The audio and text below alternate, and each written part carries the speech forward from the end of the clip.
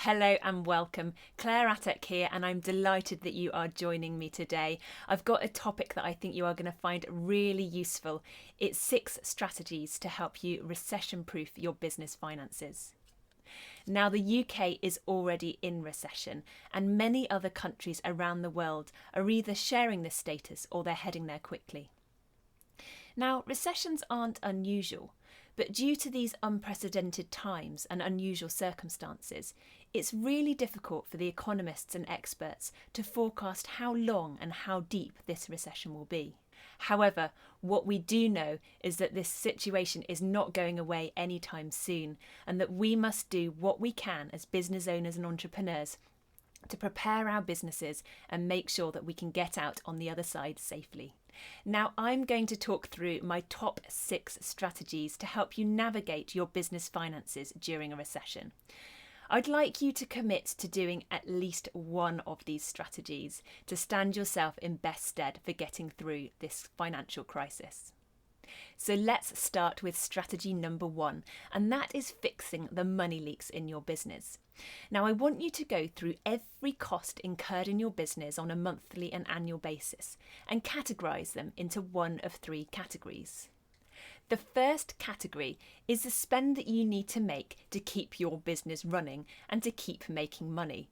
This could be something that's directly tied to delivering your product or your service to the customers. This is not a money leak and is something that you need to keep. The second category is money that you're spending to free up your time to spend on more profitable parts of the business. Your time is a limited resource, and if you are spending all your time on the non-profit making parts of your business, and this could be compromising your success considerably. An example may be your business administrative tasks. They need to be done to keep the business going, and by you doing them, it means that you're then not spending your time delivering the goods and services to your customers, which actually brings in the money.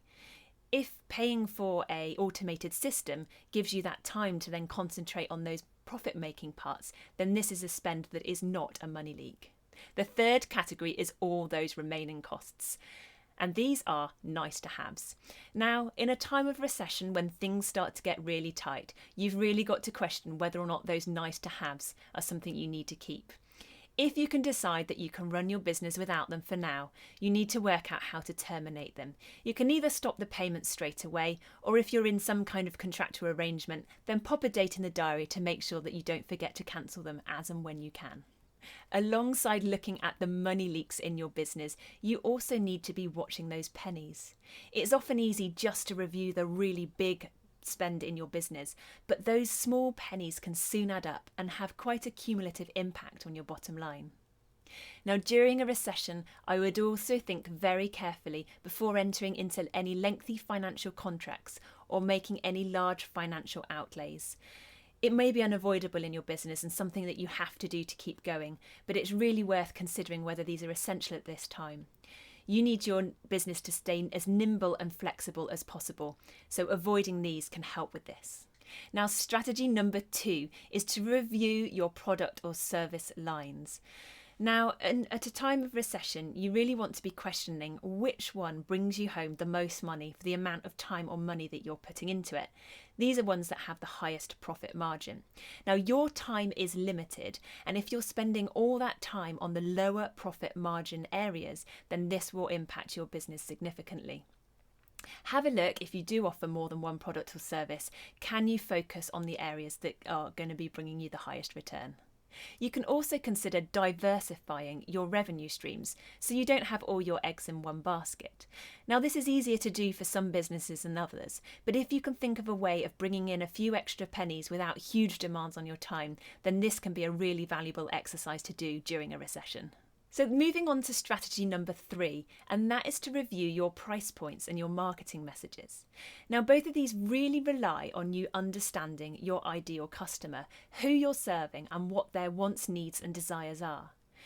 If you were to review the wants, needs and desires now compared to this time last year, they're going to be very, very different, and you need to be making sure that your products and services are in line with what they need.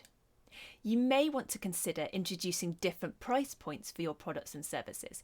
Now, in doing this, I'm not saying simply cut the cost of the product or service that you are providing. Do not do this. I don't want you to be undervaluing what you're worth. By this, I mean potentially offering a basic package with a lower price point and then adding more value to that, and you can increase the price point accordingly. Finally, you may have to adjust your marketing messaging slightly in relation to your pricing. For example, a lot of customers may now be focusing on things like value rather than luxury and so on. So make sure that your marketing messages align to those pricing points that you are offering. Strategy number 4 is to plan. And by this, I mean a profit plan. You need to know your financial goals and the money that you need to make in your business. You need a plan of exactly how to get there, and you need to stick to that plan. Now, when I say to stick to the plan, obviously you need to be adaptable to any changes in the environment and circumstances, but don't get easily distracted by the shiny objects that look really good. Stick to that plan, you know it will work, and your business will thrive as a result. At all times, but particularly in times of recession, cash flow is critical. You need to make sure that you are on top of your cash flows, you're monitoring it, and you know exactly what is happening. There have been many companies that have been brilliant in terms of their revenues and incomes. They've even been highly profitable, but they've run out of cash. Once you run out of cash, that's sadly the end point for your business. So keep on top of it, know your cash flows, and you will be fine. Moving on to strategy number 5 now, and that is to seek financial assistance before it's needed. Now, there's a whole range of financial assistance packages available at the moment to support small businesses through these really tough times. I'd advise you to go and have a look at these. They vary massively depending on the type of business you're running, the industry you're in, and your legal structure. Have a look what's out there, and I strongly encourage you to be using those financial support packages before you critically need them. Give yourself some time and you will be able to make sensible decisions about what financial assistance that you can accept. Strategy number 6, and that is to build a buffer, a contingency, a rainy day fund. Now, ideally this will have been in place before the recession started to kick in, but it's never too late to start. Let me repeat that one. It's never too late to start. It doesn't have to be a massive saving that you make. You could just pop aside, say, 1% of your revenue, pop it in a fund, and it will soon start to add up. When you're comfortable with that 1%, try and increase it to 2%, to 3%. And that can really help you when things start to get even tougher later down the line. So that brings me to the end of my strategies to help you recession-proof your business finances. I hope you found it useful. I'd love it if you could implement at least one of those strategies, as it will help you to buffer the storm that we are currently experiencing. If you've got any questions at all, then head over to my Facebook group, Financial Growth for Small Business Owners, and I will be there to answer any questions. Lovely to talk to you. I'll be back same time, same place next week for another financially focused topic. Bye for now.